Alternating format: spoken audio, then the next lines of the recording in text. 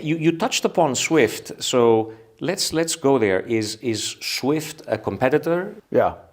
So Ripple decided early on that we wanted to be at kind of the infrastructure layer, and there's a whole bunch of strategic issues associated with that. One of them, quite frankly, is that if you work with regulated endpoints, that's where all the regulatory frameworks apply. KYC, know your customer, AML, anti-money laundering, all the acronyms. If you work just with regulated endpoints, they're making sure that that is the case.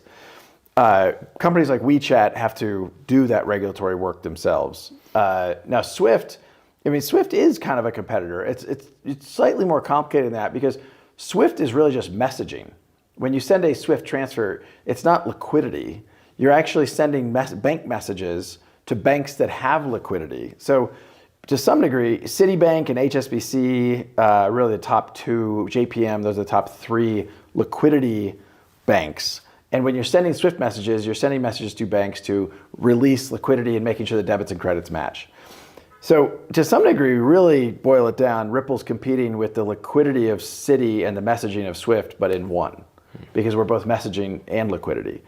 And at the end of the day, again, as I described, Swift was developed 50 plus years ago. It architecturally hasn't really changed. It does remain slow, days. It does remain, relatively speaking, expensive. And actually, interestingly, it's quite error prone. And part of that is just, it's a one-way messaging protocol. So if I fat finger Tassos and I put one S instead of two in the middle, I guess you have three S's, but that will bounce back. They'll say, no, that account name doesn't match that person. That's an error. Now, if you use modern technology, you would get a real time, you're typing in Tassos an account number, you get a real time, okay, does that account match?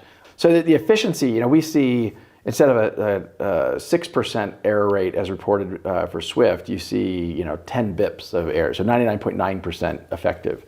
So we think these are better technologies that can be applied broadly to the vast majority of, frankly, all of the banking system by selling it as a wholesaler, if you will. And therefore, if we don't compete with the WeChats, WeChat could be a customer of ours. You look at crypto, and if I look back, crypto started as something that was more anti-regulation, anti-system following the financial crisis of '08, and yet you are an advocate of regulation. When I first got exposed to crypto, there's no question that the perspective was anti-government.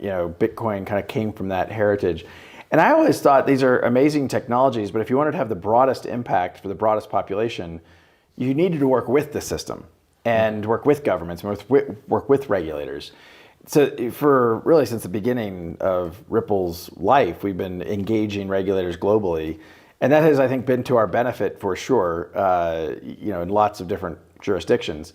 The United States, interestingly, is really behind lots of other countries. And here in Davos, I've made the argument to the various sessions around crypto that we spend too much time talking about the U.S. regulatory framework and when you're clear about the framework, that allows entrepreneurs and investment capital to flow in because it reduces risk. When you don't know what that looks like, if you're an entrepreneur, one of the first pieces of advice I give people is don't start your company in the United States at this point until the rules are clear. Mm-hmm. Most crypto entrepreneurs, I find, they want to follow the rules of the road, but if you don't know what the rules of the road are, that makes it hard. You make them up or you don't know where to be. Yeah, so if you operate and start, we're a very global business.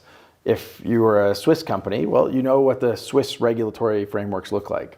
Even countries like the UAE and frankly even South Africa is getting ahead of the United States. There is an issue and an open dispute between you and the SEC on your crypto coin, the XRP, whether that is a security or not. And I know that a lot of people are really waiting, and really the outcome is very important. What is your take on it? Where do you stand? What do you see the issues being there? Yeah. Well, so first of all, it is very important, not just for Ripple, but really for the whole crypto industry. The U.S. is the largest economy in the world. Certainly, we want crypto to thrive as it is in other countries in the United States. The United States Securities and Exchange Commission has taken the position that Ripple's sales of XRP constitute an unregistered security sale. And it gets into this very nuanced legal definition of what is a security. We use XRP as a currency. We use it for cross-border settlement. It doesn't give you any rights or title or governance of Ripple.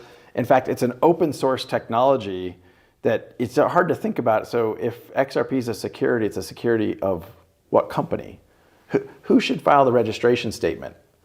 If it's an open, should Ripple do that? I mean, the other frustrating part, two kind of just anecdotes on this. One, the only country on the planet, and we operate in 50 plus countries.